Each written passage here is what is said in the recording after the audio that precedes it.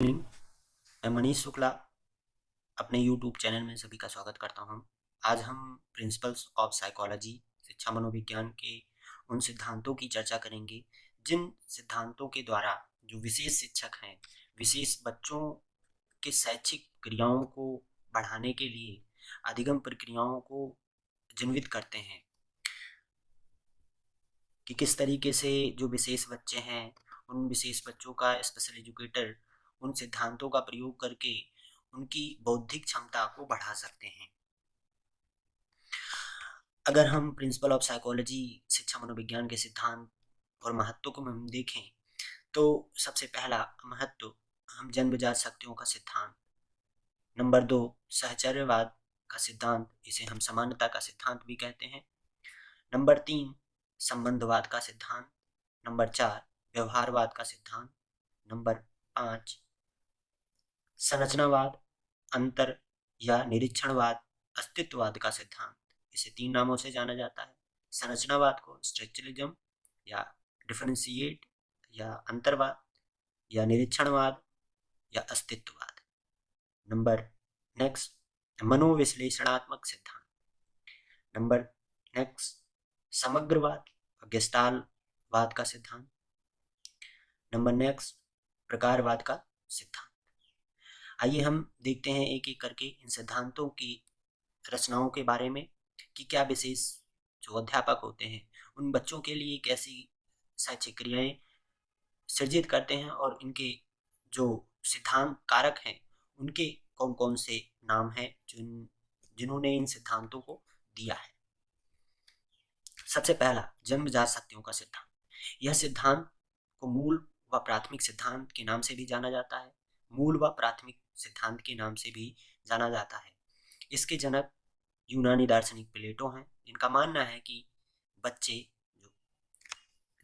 जब पैदा होते हैं तो वो बहुत सारी जन्मजात शक्तियों के साथ ही पैदा होते हैं, यानी इनमें बहुत सारी जन्मजात शक्तियाँ पाई जाती हैं जिसका विकास द्वारा संभव है। यानी जो जन्मजात शक्तियाँ हैं उनका जो डेवलपमेंट है उनके व्यक्ति के यानी बच्चे के विकास द्वारा ही संभव होता है। इसमें 2 प्रकार की प्रक्रियाएं जन्म के साथ ही होती हैं। नंबर 1 सद शिक्षा अर्थात सही शिक्षा, दूसरी वद शिक्षा अर्थात गलत शिक्षा। शिक्षा के 2 स्वरूप इन्होंने बतलाए प्लेटो ने कि सद शिक्षा और वद शिक्षा, यानी एक ऐसी शिक्षा प्रणाली जहां पर सही और गलत शिक्षाओं के द्वारा बच्चे अपने समाज में अनुकूलित व्यवहार करते हैं। आइए हम देखते हैं, शिक्षा यदि सही हुई तो बालक का जो सामाजिक विकास का अनुकूलन होगा वो सही तरीके से होगा, और अगर शिक्षा गलत या वध शिक्षा हुई तो बालक का विकास सामाजिक अनुकूलन के अनुकूल नहीं होगा और यह समाज के विरुद्ध कार्य करेगा। जिसमें अगर हम कहें कि जो विशेष शिक्षक हैं अगर वो अपने शिक्षक या शिक्षण प्रक्रियाओं में सद शिक्षा का व्यवहार करते हैं या आचरण कराते हैं बच्चों से तो उनकी जो अनुकूलित व्यवहार सामाजिक बौद्धिक क्षमता बढ़ेगी, वो समाज के अनुकूल ही होगी। नंबर नेक्स्ट सहचर्यवाद का सिद्धांत, जिसे हम समानता का सिद्धांत भी कहते हैं। यह सिद्धांत जॉन लॉक और वेस्ली ने दिया। ये ब्रिटेन में के रहने वाले थे। इनका मानना था कि बालक के मन में कई विचार उत्पन्न होते हैं, परंतु बालक उन्हीं विचारों से सीखता है जिनमें परस्पर समानता पाई जाती है, यानी इक्वालिटी पाई जाती है। बच्चा उन्हीं विचारों से ही सीखता है और बच्चों को उन्हीं वस्तुओं के द्वारा पढ़ाया जाना चाहिए जिससे वह समान तरीके की यानी मूर्त वस्तुओं का हम प्रयोग कराकर अगर हम पढ़ाते हैं तो वह समानता का नियम कहा जाएगा, जिसे हम ज्ञात से अज्ञात की संज्ञा दे सकते हैं। यानी सरल से कठिन की तरफ, ज्ञात से अज्ञात की तरफ, क्योंकि उस समय बच्चा हम मानते हैं कि बच्चा में बहुत सारी ऐसी जो विचार होते हैं, सीखने की क्षमताएं होती हैं, वो नाम मात्र की होती हैं, तो हम उसे ज्ञात से यानी कम से ज्यादा की तरफ हम ले चलते हैं। इस सिद्धांत की सबसे बड़ी देन इकाई योजना है, यानी यूनिट। इसके प्रतिपादक जो इकाई योजना के प्रतिपादक हैं यानी जो राइटर हैं या जनक कह सकते हैं, मॉरिसन थे। इसके अंतर्गत इन्होंने कहा कि निम्न स्तर से उच्च स्तर तक पढ़ाया जाना चाहिए, जिससे जो शिक्षा प्राप्त करने में सहयोग प्रदान हो सके। क्योंकि इसमें अगर पारस्परिक शिक्षा यानी इक्वल एजुकेशन की बात करेंगे, तभी जो अध्यापक अपनी शिक्षण विधियों में सहचर्य रखने में सफल होगा और अधिगम की जो प्रक्रियाएं होंगी वो पूर्ण होंगी और उसके बौद्धिक क्षमता के अनुकूल होंगी। अधिगम की प्रक्रिया पूर्ण होगी अगर वह समानता का नियम या सहचर्य का नियम अनुपालन करने में बच्चा प्रयोग नहीं करता और अध्यापक प्रयोग नहीं करा सकता या करा पा रहा है, तब उसमें अधिगम की जो प्रक्रियाएं होंगी वह निम्न होंगी, यानी निम्न स्तर से सीखेगा, स्लो लर्नर की तरीके से वो सीखेगा। नेक्स्ट, संबंधवाद का सिद्धांत। ये बहुत ही, जितने भी सिद्धांतकारी इसमें दिए गए हैं या प्रिंसिपल्स हैं, बहुत ही इंपॉर्टेंट है, क्वेश्चन बहुत बार आता है और ये आपको कहीं भी यूट्यूब पर नहीं मिलेगा। इससे आप ध्यान से पढ़िए, स्क्रीनशॉट ले लीजिए, जब यूट्यूब देखिए तो अपने कॉपी और नोट्स में आप उतार रखें, जिससे जब भी क्वेश्चन आए तो आप बेहतर तरीके से आप कर सकते हैं। और अगर आपको वीडियो अच्छा लगता है तो कमेंट्स में ज़रूर बताएं और लाइक, शेयर, सब्सक्राइब जरूर करें। इसका प्रतिपादन थांडाइक ने किया। इनके अंतर्गत इन्होंने कहा, यानी इसके अंतर्गत जो संबंधवाद का सिद्धांत था उसके प्रतिपादक यानी जनक थांडाइक थे। इसके अंतर्गत उन्होंने कहा कि व्यक्ति द्वारा किया गया कोई कार्य उनके किसी न किसी उद्दीपक यानी आवश्यकता का उद्देश्य का परिणाम होता है। यानी उद्दीपक अगर आपको मिलता है, स्टिमुलस आपको मिलता है या आपकी उस स्टिमुलस के दौरान उद्देश्य या नीड की उत्पत्ति होती है, तो हम उन्हीं कार्यों को करने के लिए अग्रसित होते हैं। इसका तात्पर्य यह है कि यदि व्यक्ति को दो कार्य दिए जाएं, यानी एक किसी व्यक्ति को दो कार्य दिया जाए और उस कार्य की आवश्यकता एवं उद्देश्य की पूर्ति हो रही हो उस कार्य के द्वारा, तो वह कार्य वो करने के लिए, और दूसरे कार्य में अगर आवश्यकता की उस पूर्ति नहीं होती है तो वह कार्य अधिक करने में रुचि नहीं दिखाएगा। अगर जिस कार्य में उसकी रुचि हो रही है वह उसी कार्य को करने के लिए तत्पर होगा।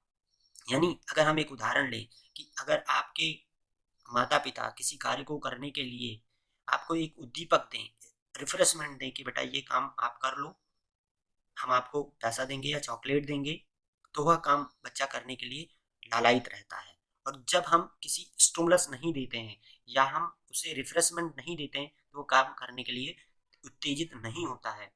वो यही थांडाई कहना चाह रहे हैं इसमें अपनी प्रक्रियाओं में, अपने सिद्धांतों में। अगर हम दूसरा उदाहरण यहीं पर लें तो किसी भी बच्चे को रिजल्ट के दौरान या कार्य देने के बाद उसको रिफ्रेशमेंट यानी उद्दीपक को बता दिया जाए कि इसमें हम सबको प्राइज देंगे, इसमें ये देंगे, तो कार्य करने की जो क्षमताएं हैं वो शायद सभी स्टूडेंटों में बढ़ जाएंगी। इसका निगेटिव और पॉजिटिव दोनों प्रभाव पड़ सकता है। इसमें उसके उद्देश्य की पूर्ति हो रही हो, अर्थात थांडाई कहते हैं, कहने का तात्पर्य है कि शिक्षा मनोविज्ञान, जो मनोविज्ञान है वो कहता है कि यदि किसी व्यक्ति को कोई कार्य करने से पहले उसके उद्दीपक बता दिए जाएं तो कार्य को वो रुचिपूर्वक या रुचिपूर्ण ढंग से करता है। नेक्स्ट, व्यवहारवादी सिद्धांत, यानी वाटसन ने दिया इसे। इसका प्रतिपादक जो थे वो जेबी वाटसन थे, जनक जेबी वाटसन ने। इन्होंने अपना प्रयोग सर्वप्रथम अपनी पत्नी रेनर के साथ मिलकर अपने पुत्र अल्बर्ट पर की। यह सिद्धांत 1920 में जो कि जब यानी इसका प्रयोग तब किया 1920 में, और जब वो अल्बर्ट जो उनका पुत्र था वो 11 माह का था। उन्होंने इस पर 3 प्रयोग किए। उन 3 प्रयोग द्वारा हम कुछ चीजें ऐसी व्यवहारिक रूप में सीखते हैं जो कि इन बिंदुओं में आपको देखने को मिलेंगी। इसके अंतर्गत उन्होंने रॉबर्ट ने के सामने एक बड़े बाल वाला चूहा रखा, तो उसका जो इम्प्रेशन था, उसका जो देखने का नजरिया था वो बहुत ही इंटरेक्टिव तरीके था। वो उसके प्रति आकर्षित हुआ और इंटरेक्टिव हुआ, यानी वो देखने के बाद वो खुश हो जाता है। परंतु उन्होंने दूसरे प्रयोग में जब उसके ऊपर वो दूसरा प्रयोग किया कि दूसरे प्रयोग में उन्होंने एक डरावनी ध्वनि का प्रयोग किया, तो ध्वनि को सुनकर जो अल्बर्ट था वह डर जाता है या रोने लगता है। अगर हम कहें कि तीसरा प्रयोग उन्होंने किया कि क्या कहते हैं, जो बड़े बाल वाला चूहा था और वो डरावनी आवाज को दोनों एक साथ प्रयोग किया, तो अल्बर्ट क्या, तो वो उस चूहे को देखने के बाद ही वो डरना शुरू हो गया। यानी अगर हम कहें कि इनका प्रयोग जब बार बार उन्होंने इस प्रयोग को दोहराया, तो उन्होंने ये देखा कि बालक कई बार इस व्यवहार को दोहराने के बाद उस चूहे को ही देखकर डरना शुरू हो जाता है। यानी व्यवहारवाद के सिद्धांत जेबी वाटसन ही कहते हैं कि अगर हमें एक एक ऐसा बच्चा दे दिया जाए जो मानसिक तौर से निल्ल हो या सामान्य बुद्धि स्तर का हो, हम उसे कुछ भी बना सकते हैं, डॉक्टर, वकील, चोर, कुछ भी। उसी तरीके से व्यक्ति अपने व्यवहारों से ही जाना जाता है। हम जैसा उसके साथ व्यवहार करते हैं स्टार्टिंग में, वैसे ही व्यवहार से वो प्रदर्शित होना शुरू हो जाता है। तथ्य अगर हम देखें, मानव जो सीखने की क्रिया है वो बहुत रूपों से उसकी सफलतापूर्वक व्याख्या कर सकता है। इस प्रकार बच्चे में प्रेम और घृणा यानी निगेटिविटी और पॉजिटिविटी का विकास दोनों हो सकता है। भय संबंधी मानसिक भ्रांतियों को दूर करने में सहायक होता है। संरचनावाद, अंतरवाद, निरीक्षणवाद, अस्तित्ववाद का सिद्धांत टिचनर ने दिया। ईबी टिचनर ने, इसके प्रतिपादक ईबी टिचनर थे, जिन्होंने विलियम वुड, जो कि विलियम वुड के शिष्य थे, उन्होंने अमेरिका के कार्नेल विश्वविद्यालय में इसकी शुरुआत करी। यह संप्रदाय मनोविज्ञान की चेतना का चिंतन का विज्ञान मानते हैं। यानी जो ये संप्रदायवादी विचारधारक थे, उन्होंने चेतना का चिंतन का विज्ञान मानते थे कि जो मनोविज्ञान की मनोविज्ञान की चेतना है वह चिंतन का विज्ञान मानते थे। अर्थात संरचनावाद के जो पाठ्यक्रमों पर बल दिया जाता है वह विद्यार्थी के चिंतन, मनन और ध्यान प्रक्रियाओं को विकसित करने के लिए दिया जाता है कि जो चेतन की क्रियाएं हैं उसमें ही चिंतन और मनन और ध्यान की प्रक्रियाएं रहती हैं। जिस तरीके से उन्होंने चिंतन का विज्ञान इसे दिया, यानी जो विलियम वुड थे उन्होंने इसे चिंतन का विज्ञान दिया। और साथ ही साथ कहा उन्होंने कि जो भी संरचनावाद के पाठ्यक्रम हैं उन पर सिर्फ व सिर्फ उनकी मानसिक क्रियाओं का विकास करने पर बल दिया जाना चाहिए। वुड के अनुसार अगर हम कहें, विलियम वुड के अनुसार हम कहें कि मनोविज्ञान तात्कालिक अनुभव तथा चेतना का विकास है। उन्होंने कहा कि जो मनोविज्ञान है वो तात्कालिक अनुभवों तथा चेतना का विकास है।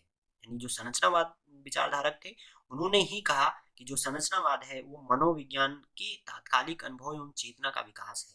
उन्होंने 3 अवस्थाएं में विभक्त किया।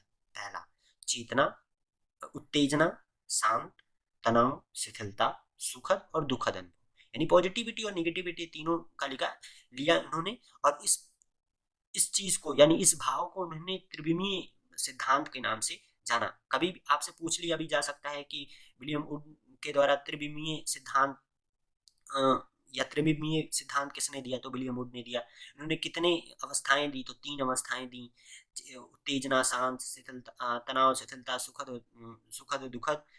टिचनर ने इन विचारधाराओं को उन्नत करते हुए यानी बढ़ाते हुए उन्होंने चेतना के दो नहीं 3 तत्व दिए। पहला संवेदना, दूसरा प्रतिमा, तीसरा अनुराग। अगर हम इन्होंने संरचनावाद विचारधारक ने जो थे वो मानसिक क्रियाओं पर बल न देकर उनकी संवेदना, प्रतिमा और अनुराग पर उन्होंने बल दिया। कि उन्होंने कहा कि जो व्यक्ति की मनोवैज्ञानिक चेतना है यानी पाठ्यक्रमों का जो विकास होना चाहिए वो संवेदना, प्रतिमा और अनुराग पर होना चाहिए, जिससे उनकी मानसिक क्रियाएं विकसित हो सके। मनोविश्लेषणात्मक सिद्धांत, यानी मनोविश्लेषणात्मक जब भी बात आए तब सिगमंड फ्राइड ही होते हैं। सिगमंड फ्राइड का यह सिद्धांत ऑस्ट्रेलिया के रहने वाले थे। इन्होंने 3 अवस्थाओं में इसे विभक्त किया। पहला, चेतन मन, अचेतन मन और अर्धचेतन मन। ये बहुत ही इंपॉर्टेंट प्रक्रियाएं हैं। जैसा कि हमने कई बार विदित किया था, पिछले वाले वीडियो में हमने चेतन, अचेतन, अर्धचेतन की बात की थी, सिगमंड फ्राइड के मनोविश्लेषणात्मक सिद्धांत की बात करी थी। और उन्होंने इनको आइसलैंड के नाम से भी जाना जाता है। इड ईगो सुपर ईगो ने भी इसी को दिया। अभी आगे हम चर्चा करेंगे। चेतन मन क्या होता है कि जो मस्तिष्क की जागृत चेतना, यानी हम चेतित अवस्था में रहना और चेतित अवस्था में ज्ञान को ग्रहण करना। अचेतन क्या होता है? अचेतन मन हमारा क्या होता है कि हम बुरे अनुभव, सुखद बातें तथा दमित इच्छाओं पर ये का भंडारण होता है, यानी उसमें निगेटिविटी के और जो काम मुक्ता की अवस्थाएं होती हैं वो सबसे ज्यादा इसमें अग्रसित होती हैं। अध चेतन मन क्या होता है कि जो हमारा अचेतन मन होता है और चेतन मन होता है उसकी बीच की अवस्थाएं होती हैं। इसमें हम कहें कि जो बातें हमें याद रखना चाहिए हम उसे भूल जाते हैं, हकला कर या अचानक हम उस बातों को ध्यान करना चाहते हैं। ऐसे जो मन होते हैं वो अर्धचेतन मन होते हैं, यानी हम दोनों तरफ होते हैं, द्वंद्वात्मक स्थिति में होते हैं। ये हमारा अर्धचेतन की अवस्था होती है। सिगमंड फ्राइड के व्यक्तित्व की संरचना अगर हम देखें तो उन्होंने 3 तरीके थे दिया। पहला इड, जिसे हम कहते हैं इदम, तीसरा दूसरा ईगो जिसे हम कहते हैं अहम, तीसरा सुपर ईगो जिसे हम कहते हैं पराहम। आइए हम जानते हैं कि इदम क्या होता है। इदम सुखवादी सिद्धांत पर आधारित है। ये सुखद भूत अनुभवों पर आधारित होता है। अबोधात्मक स्थिति होती है, यानी हम अशिक्षित तरीके के होते हैं। अचेतन मन होता है, अचेत मन होता है। शीघ्र इच्छाओं की पूर्ति करने वाली इच्छा होती है। यह अवस्था शैशव काल में पाई जाती है। सुखवादी एक अगर हम उदाहरण लें तो एक बच्चा होता है, वो अपनी माँ का स्तनपान करता है और वो अपनी उसी इच्छा की जागृति चाहत उसकी पूर्ति पर निर्भर करता है। वो अबोध की स्थिति होती है, वो अचेत मन होता है, यानी कुछ भी नहीं जान रहा होता है। इसे हम सुखवादी सिद्धांत के नाम से भी जानते हैं। हम यह वास्तविक सिद्धांत पर आधारित होता है। वास्तविकता मतलब रियलिटी पर के प्रिंसिपल पर बेस होता है। इसमें अपनों के प्रति प्रेम, स्नेह, अहम भावना, चेतना, मन की अवस्था पाई जाती है, यानी बी फीलिंग होती है। इसमें अहम स्नेह होता है और यह चेतन मन में पाया जाता है। इसमें यानी जो भी हम ग्रहण करते हैं, जो भी चीजें हम सीखते हैं, वो चेतन की मन की अवस्थाओं में होती है। यह बाल्यावस्था में होती है। यह रियलिटी बेस्ड प्रिंसिपल्स है। अगर हम सुपर ईगो की बात करें, पराहम की बात करें, यह आदर्शवादी सिद्धांत है, यानी आइडियलिज्म पर आधारित होता है। यह आइडियलिज्म पर आधारित होता है। नैतिकता की भावनाएं देश प्रेम चेतन मन की अवस्थाओं में जागृत होता है। इसे हम किशोरावस्था की अवस्थाओं में देखते हैं। यानी नैतिकता यानी मोरालिटी, यानी देश प्रेम, यानी अपने नेशनलिज्म से प्रेम होगा, चेतन मन की अवस्थाएं होंगी। ये सुपर अहम की अवस्थाएं होती हैं, जिन्होंने सिगमंड फ्राइड ने व्यक्तित्व संरचना की 3 अवस्थाओं में रखा है। इसे गेस्टाल्ट गेस्टालवाद और समग्रवाद का सिद्धांत, इसे मैक्स वेबर, वेदामन और कूफा को कोलर ने दिया। इस खास करके इस जो गेस्टालवादी सिद्धांत थे, उन्होंने कई सारी थ्योरीज भी दी गेस्टालवादी, चाहे वो वर्डाइमर हो, मैक्स वेबर हो, कोफा हो, कोल। इन्होंने एक चिंपांजी पर अध्ययन भी किया। इन्होंने गेस्टाल थ्योरी, कॉकटेल थ्योरी भी दी। गेस्टालवादी सिद्धांत विचारक जो थे वो कॉकटेल थ्योरी दी, जिन्होंने एक फिल्टर थ्योरी जिसे के नाम से हम जानते हैं। गेस्टालवादी जो विचारधारक थे उन्होंने फिल्टर थ्योरी भी दी। ये बहुत ही इंपॉर्टेंट है। जितने भी प्रिंसिपल्स हैं वो किस तरीके से एक जो बच्चे होते हैं उनको पढ़ाने के लिए, जो विशेष बच्चे होते हैं उनको विशेष शिक्षक किस तरीके से अपनी क्रियाओं में पढ़ाकर उनके अनुभवों को बढ़ाते हैं, इसके बारे में हम यहाँ पर चर्चा कर रहे हैं। इस सिद्धांत के प्रतिपादक जो मैक्स वेबर थे, वर्दाइमर थे, कोहलर थे, उन्होंने गेस्टालवाद, ये सभी गेस्टालवादी सिद्धांत कारक थे। गेस्टालवादी मनोवैज्ञानिक ने जो प्रयास और त्रुटि जो सिद्धांत दिया और प्रयास सफल सिद्धांतों का खंडन उन्होंने किया। इसके अनुसार करके सीखने यानी लर्निंग बाय डूइंग और अनुभवों से सीखना यानी एक्सपीरियंसेस बाय लर्निंग से की अवधारणा दी कि जो बच्चे होते हैं वो अपने द्वारा स्वयं से करके सीख अगर प्रदान कर रहे हैं, अपने अनुभवों से अपने एक्सपीरियंस से सीख रहे हैं, तो उसमें अधिगम की जो क्रियाएं होंगी वो बहुत ही ज़्यादा होंगी। वो मूर्त रूप से सीखते हैं, अपने से खुद से करके सीखते हैं। तो हम एक शिक्षक भी, एक विशेष शिक्षक भी उन क्रियाओं को चाह करने के लिए क्रियाशील रहता है और उनकी अधिगम क्रियाओं को बढ़ाने में हमेशा सहयोग करता है। छोटे बच्चे द्वारा अपनाया जाता है अगर ये अधिगम, तो बहुत ही उपयोगी होता है, क्रिएटिव होता है, लर्निंग के लिए सबसे इनहेंसफुल होता है। कुछ कार्य ऐसे होते हैं जिन्हें बालक पहली बार करता है और अपने आप करता है, अपने आप ही सीखता है। इस गेस्टालवादी सिद्धांत ने कहा इसे यह विवेकशील चिंतन तथा चिंतनशील बालकों के अधिगम पर बल देता है। यानी जो यह सिद्धांत है वह यह सिद्धांत गेस्टालवादियों ने कहा कि यह जो सिद्धांत है वो विवेकशीलता तथा चिंतनशीलता वाले बालक पर बल देता है, अर्थात जिनमें बुद्धि लब्धि सामान्य होगी और उन्हीं जो करके सीखने और अनुभवों पर सीख कर ही अपनी अधिगम क्रिया को बढ़ाते हैं, वो इन्हीं सिद्धांतों पर आधारित है। सर्वप्रथम कोहलर ने अपने जो चिंपांजी था उसका उसका नाम हम सुल्तान के नाम से जानते हैं, उस पर इन्होंने प्रयोग किया और इसका प्रयोग का नाम था अंतर्दृष्टि या सूझ का सिद्धांत। प्रकार्यवाद का सिद्धांत, मनोवैज्ञानिक जो थे, प्रकार्यवादी मनोवैज्ञानिक थे, उसको स्कूल या संप्रदाय के नाम से भी जाना जाता है, जिनकी उत्पत्ति संरचनात्मक, वर्णात्मक तथा विश्लेषणात्मक उपागम के विरोध में हुआ। जो इसकी उत्पत्ति, जो प्रकार्यवाद की उत्पत्ति है, स्कूल या संप्रदाय की उत्पत्ति है, उसकी उत्पत्ति संरचनावाद और वर्णात्मकवाद या विश्लेषणात्मक उपागम के विरोध में हुआ। विलियम जेम्स द्वारा ये प्रकारवाद की स्थापना हार्वर्ड यूनिवर्सिटी में की गई, परंतु इसका विकास शिकागो में हुआ। अगर हम कहें विलियम जेम्स ने इसकी स्थापना हार्वर्ड यूनिवर्सिटी में की, परंतु इसका जो विकास प्रकार्यवाद का विकास था वो शिकागो यूनिवर्सिटी में जॉन डीबी और आर जेम्स एंजल द्वारा हुआ, तथा हार्वे द्वारा कोलंबिया विश्वविद्यालय में थांडाई और वुडवर्ड के योगदान से हुआ। प्रकारवादी जो मुख्यतः दो बात कहते थे, दो बातों पर जोर देते थे। व्यक्ति क्या करते हैं, यानी व्यक्ति क्या करते हैं, व्यक्ति क्यों व्यवहार करते हैं, यह प्रकारवादी विचारधारक इस पर आधारित थे। उन्होंने कहा कि मानसिक क्रिया तथा अनुकूलन के व्यवहार को के अध्ययन को महत्व दिया जाता है। यानी इन्होंने जो महत्व दिए, उन्होंने ये महत्व दिया कि इसका जो अध्ययन है वो मानसिक क्रिया तथा अनुकूलन व्यवहार के अध्ययन पर महत्व देता है, यानी जोर देता है, बल देता है। अनुकूलित व्यवहार में अगर मूलता, प्रत्यक्षण, स्मृति, भाव, निर्णय तथा इच्छा यदि अगर सम्मिलित हो पर यह अध्ययन किया जाए तो उन व्यक्तियों का समायोजन वातावरण में किया जा सकता है। यानी उन व्यक्तियों का वातावरण में या उनकी लर्निंग में या उनके समायोजन में, एकोमोडेशन में, एडेप्टेशन में किया जा सकता है। उन्होंने सहचरवाद के जो नियम थे उन नियमों को समानता का नियम, समीपता का नियम तथा बारंबारता का नियम प्रतिपादित किया और इन्होंने इस नियम को प्रतिपादित करते हुए सीखने में अपनी महत्वपूर्ण भूमिका निभाई कि जो बच्चा है वो अगर परसेप्शन यानी प्रत्यक्षण करता है, उसकी मेमोरी अच्छी होती है, उसके एक्सप्रेशन अच्छे होते हैं, वह डिसीजन मेकिंग होता है और उसकी एबिलिटीज यानी इच्छाएं अगर उसके अनुकूलित व्यवहार तथा मानसिक क्रियाओं पर बल देती हैं तो वह व्यक्ति वातावरण में अपने आप को समायोजन तथा शैक्षिक क्रियाओं की मुख्य धारा में जोड़ने में बहुत समय नहीं लगाता है और इससे ही उसकी लर्निंग इनहेंस होती है और यह अपने एक शिक्षक अपने विशेष बच्चों के साथ इन्हीं क्रियाओं के साथ सम्मिलित होकर अपनी शैक्षिक क्रिया या गतिविधियों को पूर्ण करता है, अपनी टीएलएम टीचिंग लर्निंग मटेरियल से, अपने विभिन्न प्रकार के मेथड से, विभिन्न प्रकार के कौशलों का विकास करता है। Thank you.